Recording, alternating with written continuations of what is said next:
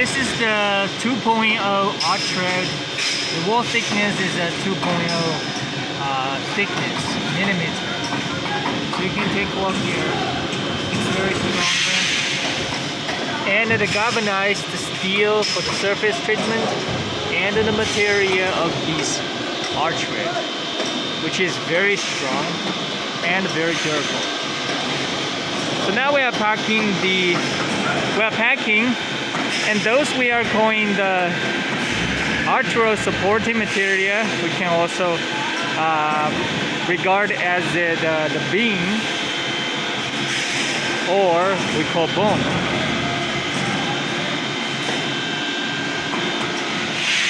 And this is the column. So these are the columns.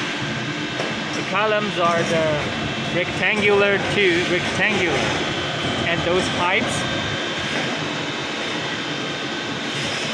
And this is the main arch road, 2.0, 48 millimeter of the diameter.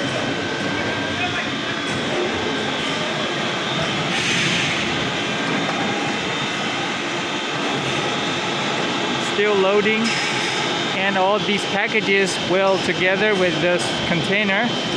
This is the 40 GP container with hydroponic system. These are packed